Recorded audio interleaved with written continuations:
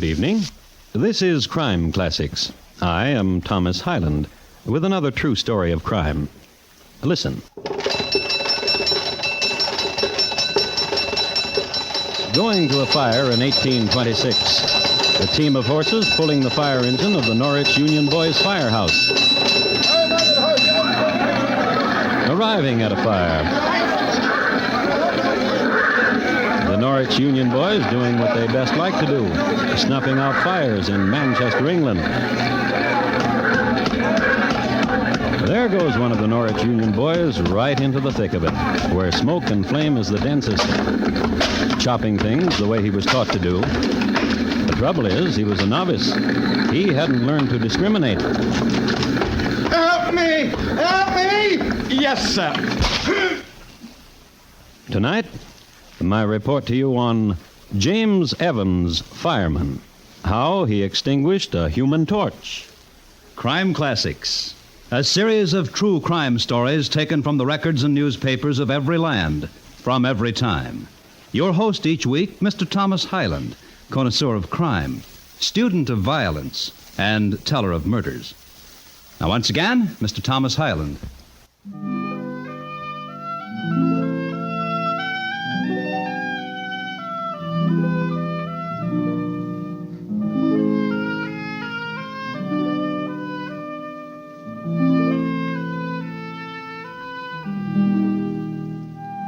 Civic-minded people called Manchester Cottonopolis, but those who could never forget the Peterloo Massacre called it the City of Orphans, among other epithets, some in Gaelic.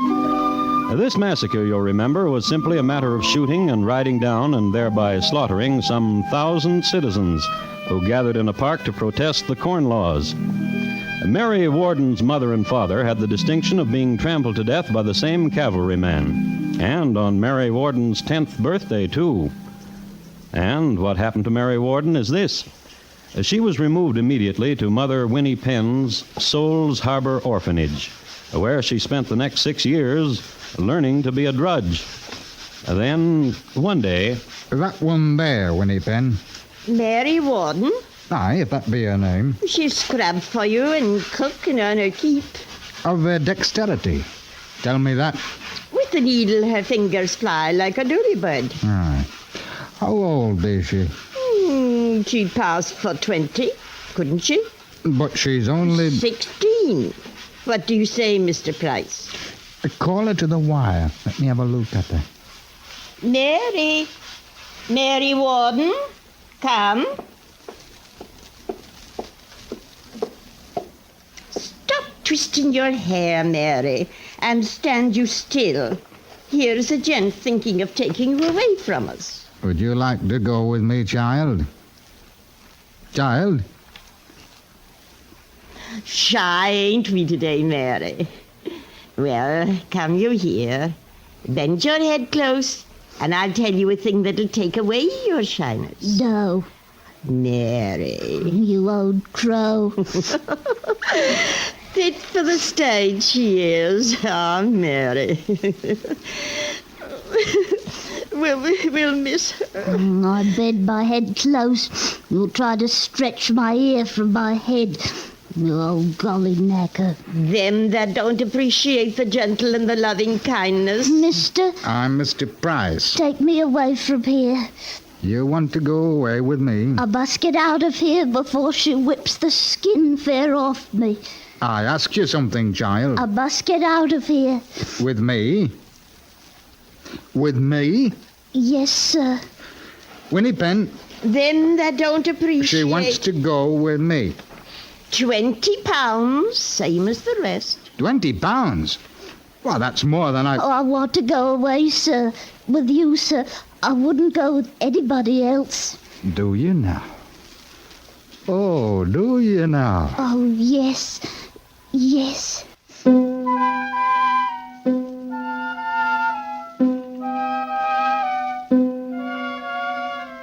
So it was that Mary Warden was indentured to Thomas Price. At the wage of £4 a year, Mary would be free to go her own way at the age of 21. That is, if Mr. Price did not fine her for not obeying him in whatever was his whim.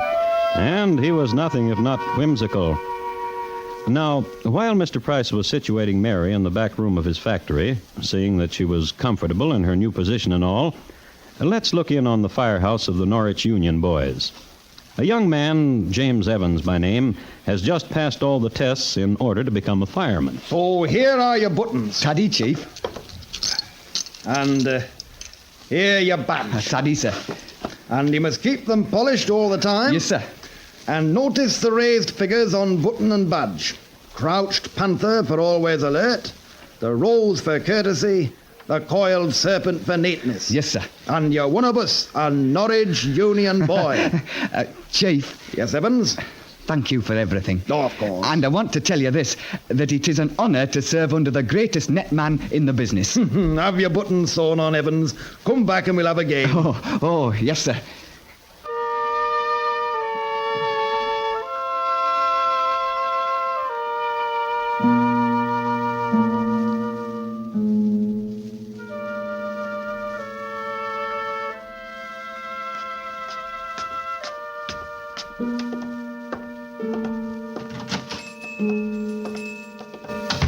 Do you... Of course we do. buttons? Anything in the line of clothes and buttons and fabrics. I want these sewn on. Oh, then it's a fireman you are, eh? A Norwich Union boy. Right. Mary. This one's a Norwich Union boy and he needs his buttons sewed too. You just go through that gate, sir, and Mary'll sew 'em in an inch. And 12 buttons is a farthing, young sir. Daddy up. I'll be packing the fustian, Mary. Hey to me when you're done.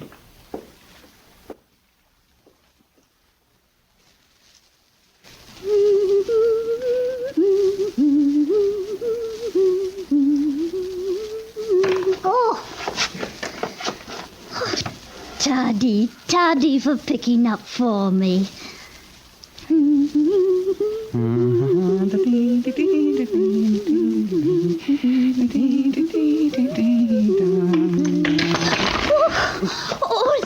They're all over the floor. I'll get them. Oh, let me. Me. Fumbly fingers, they tremble. Give them to me. Oh, God. Give them to me. Oh, they're chill. And your hands so warm. Then meet me. Tonight, where the River Medlock turns left past Crowley's Landing at 12 o'clock, you want me to sneak out, do you not? Does not your father let you... Oh, my father. I'm an indentured servant, I am. Oh, my.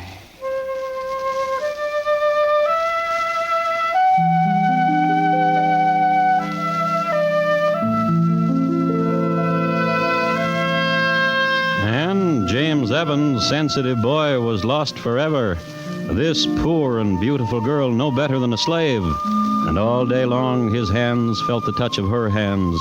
And all day long he remembered the scent and texture of her golden hair as she leaned to bite off the thread. And suddenly life became complicated. A life that before this meeting had only poles and nets and ladders and hooks and solidarity meetings and hoses and hound mascots.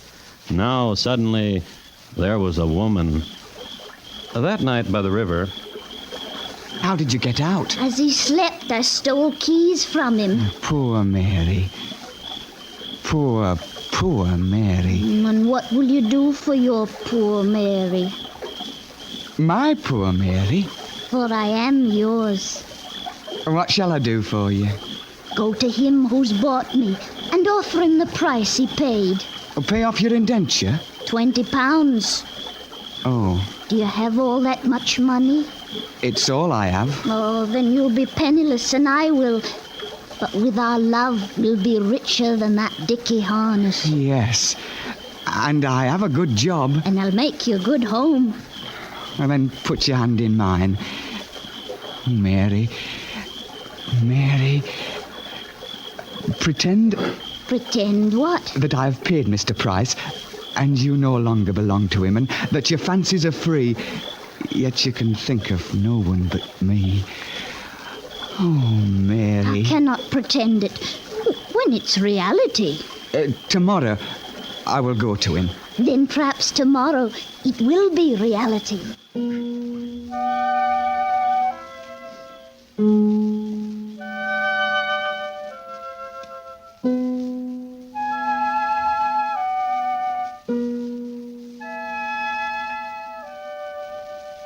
No. But, No. Mr. Price. What's the matter with you, Fireman? You can't take no for an answer. But why? She's a good girl, and she sews like a cherub, and she scrubs like an angel. And besides, I have a contract with Mother Winnie Penn, and I have no intention... £21. Not 100. But she's not meant to be indentured, not such as she, as lowly as she, a darling.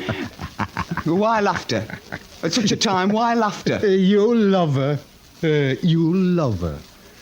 Truly and without doubt. Tell me, sir. What? A love of the poets, sweet and soaring, or a pitying love like Sir Mumford and Fanny? Or is it... I love her, and I wish to purchase her out of bondage. Then let me tell you, sir, it'll never be. For myself, I have plans. When she can sew nimbly as I like, and when she cooks with smiling skillet as I like, when she keeps house in a manner neatly, then I could do worse than to take her as a wife.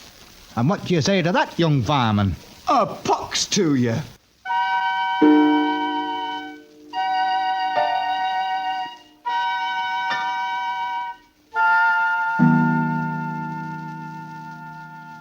A pox to him. That's exactly what I told him. He wants to marry me. And that's exactly what he told me. I wouldn't marry him if he were Lord Duncan and all his birds. Well, then here's what he could do. Simply keep you indebted to him for as long as he wants, by fines, by whatever. I'd go to the courts. And they would uphold him and not you. Then what will you do for me?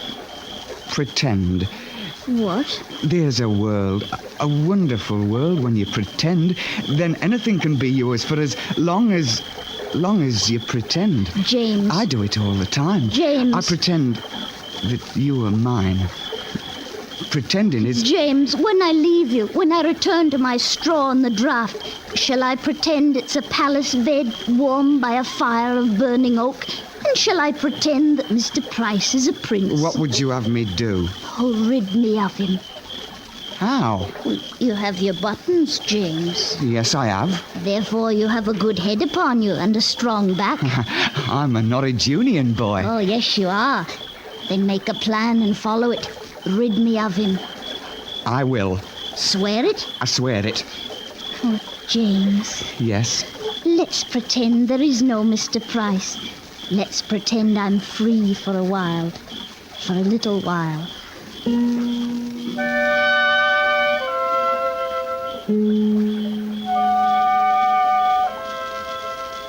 And there, where the river Medlock turned left past Crowley's Landing, the cricket sang, and the lovers spoke of love Go. and made promises, A way to rid him is already forming in my brain. which is the way the evening went.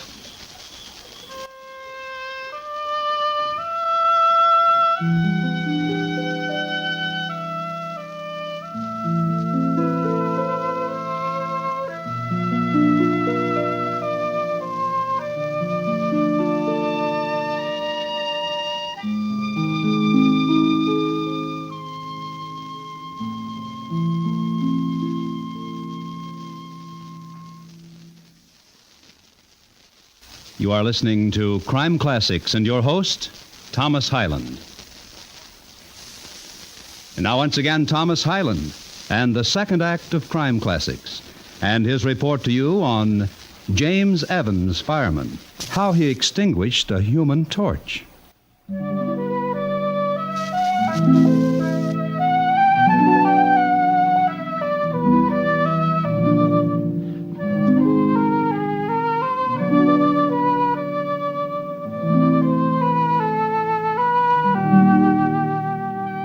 To settle any arguments, it was Vanderheide who in 1670 invented the hose. A year later, he stumbled upon the principle of the suction pipe, and putting the two together, it enabled the fire engine to be some distance away from both the fire and the source of water. Before Vanderheide, fires were fought with squeezing streams of water from leather bags. It should be said that in this era, things mostly burned to the ground. In the era we are concerned with, the 1820s, the city of Manchester depended upon 3 Newsham fire engines, manned by 3 fire companies, respectively. And the company that was wanted most was the Norwich Union Boys. And the most recent recruit of this crack company was a crack youth named James Evans. He knew a lady on Bent Farthington Street who sold ducks. Here's a plump one, James, lad. Enough meat and fatty on him for bread and spooning. Sophie? Pluck him for you before you can say Jack Renison. Saved him for you, I did, knowing as how you likes your bird come Friday. Sophie, What you want, James, lad? a favour. No, what could a handsome lad like you be wanting, with 12 buttons a-gleam and a badge a-shining? What could you be wanting, lad? There's a girl. Ah, then you'll be needing another duck, and you have no money to pay poor Sophie. And you're going to stand and wheedle and make poor Sophie... Isn't that at all? And you don't want something from poor Sophie, and for which you're not going to pay The her. fact is, what I want, I'm going to pay you. Good boy. There's a girl, and she's indentured to Mr. Price, Now, which Mr. Price be that be? the cloth man in Marsden Square. Know him? Boy's a pigeon now and about. Go to him, Sophie, and ask whether you can borrow this girl of his, this Mary Wharton, for the day, for some work you need done. What kind of work would that be? Cleaning, sorting the feathers for ticking and pillows, and I'll give you the money to pay him. Ah. Will you do it?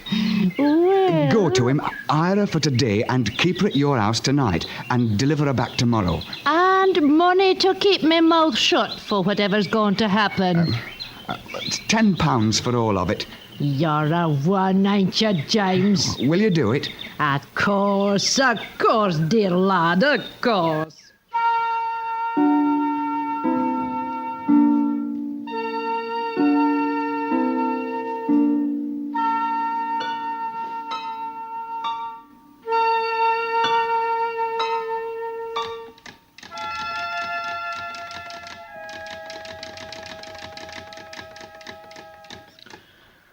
Now then, you see how it's done? Yes. Let's see you do it. Now, here's the cloth. Put the thread through here and here. Then loop over. Then through here and here. Loop. Then right through here. And the machine is ready to sew. Now you do it, Mary. Well, I want to, Mr. Price.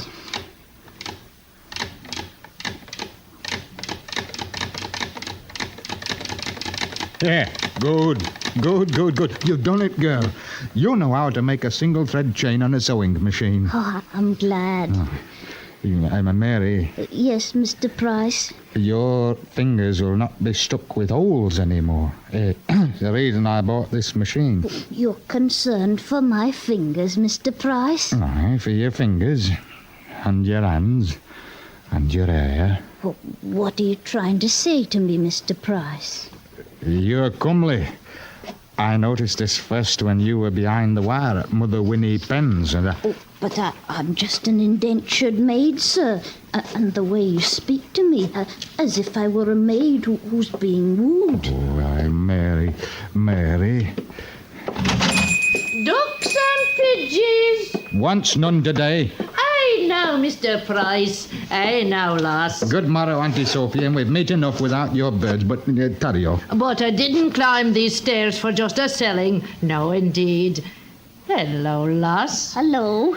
I heard that you were a one for cleaning. Oh, What's this? I need a cleaning girl, I do. Oh. And of money to pay for her. £1 till tomorrow morning. Oh, well, a pound's a pound, and in the pockets it's sound, I always thinks. What do you say, girl? What do you say, Mary? whatever you want. And tomorrow, when you come back, we can take up the conversation we were having. Yes. Here's the £1 then, Mr. Price. Daddy-o. Have a good cleaning for Auntie Sophie, girl. Oh, I will indeed. Come along, lass.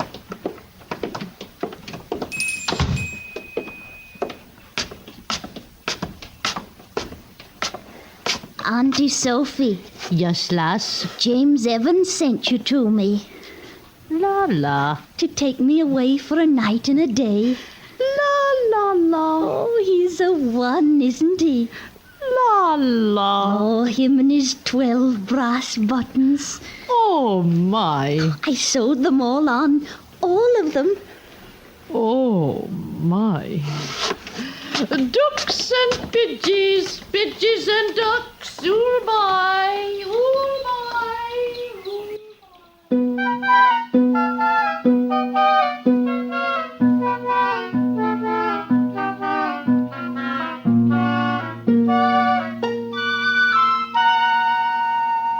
That night, that very night, Fire!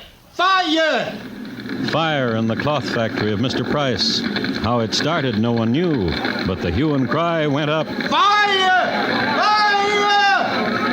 and there was flame and smoke and shouts of alarm. And first on the scene, you guessed it, the Norwich Union boys.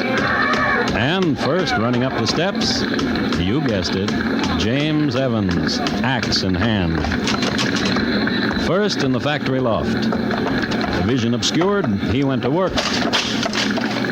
Very good boy with the axe. Help me!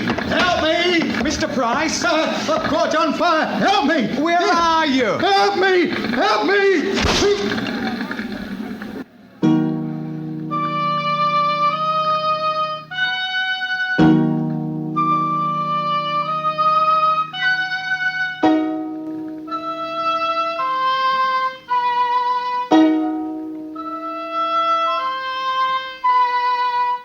They saved most of the factory, the Norwich Union boys did. The fustian vats, the sewing machine, and the main bales. The one thing they didn't save, which lowered their score considerably, was Mr. Price. He was found in some ashes with an axe wound in his head. Then suddenly everyone turned on the Norwich Union boys. Careless with the axe, they were called. Wanton, and worse, murderers. So an investigation was held, and it was soon determined that James Evans was the fireman chopping closest to where the body was found. And then what happened? Well, Chief, it was smoky, and the flames were fairly licking at me buttons, and... Rossiter says he heard someone cry out, as if to say, help me, help me. Well, there was such clamour and excitement, Chief Mumsley. Rossiter said he thought he saw, through the smoke, of course, a human torch. Possibly. Then you admit it. It is possible that there was an outcry, and it is possible that there was a human torch. Oh, yes, sir. And you also must admit it, that you were close by wielding the axe. Yes, sir. Therefore, it is possible that you delivered the axe blow, which found its mark in Mr. Price's head. Yes, sir. There is a noise, you know. A nasty noise. People speak of the Norwich Union boys and sneer. People speak of wanton murder. Yes, sir. Therefore, for the good of the Norwich Union, you understand, therefore I must report this to the police and hand you over to them. Sir? Yes? It was an accident. Oh. I admit I felled Mr. Price. Oh, no. I thought he was a flaming bale of rags. Oh, no. And I struck at the bad part to chop it apart from the good part, as I'd been taught. No. I must tell you, sir, I put out the fire. If the fire happened to be a human torch, and I could not know it then, if it happened to be a torch, well, sir, I put it out as I'd been taught. Oh, no.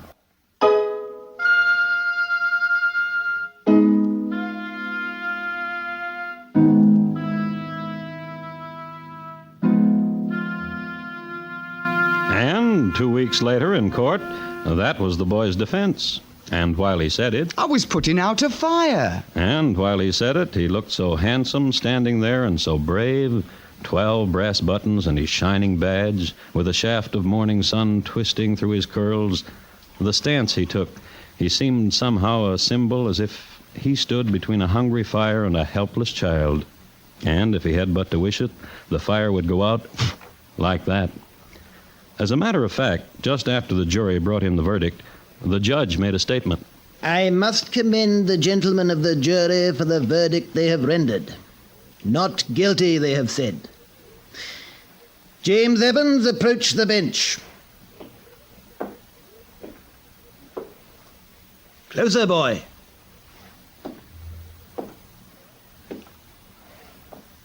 Boy, fireman, I imagine often what it is to face the flames. Sometimes, I must tell you this, When I hear the clangor of the fire engine, I hasten to where the conflagration is, and I stand and watch the consuming as the tongues of flame leap up. Leap up! What a brave man you must be to walk into those infernos. I know you must be brave, for I only stand and watch and I shiver. And how it must be to be like you are, a hero of the flame, master of it, slayer of it. You are a hero, boy, and that you, overzealous, have made a mistake and put axe to a human being should not be held against you. If you will approach yet closer, I will shake your hand.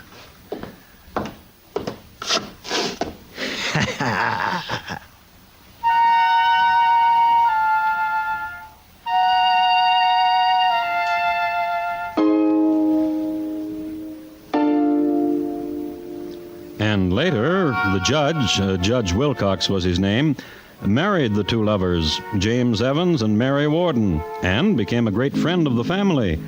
The three of them would sit there in front of the fireplace and just stare at the flames for hours.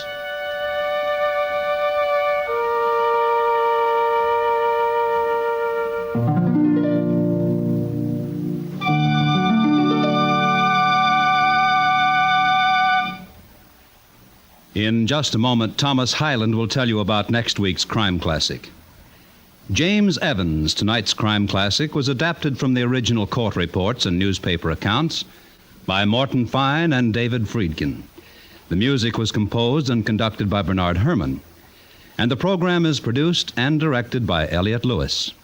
Thomas Hyland is portrayed on radio by Lou Merrill. In tonight's story, Alastair Duncan was heard as James, Betty Harford as Mary, and Ben Wright as Mr. Price. Featured in the cast were Paula Winslow, Florence Walcott, and Richard Peel. Bob Lamont speaking.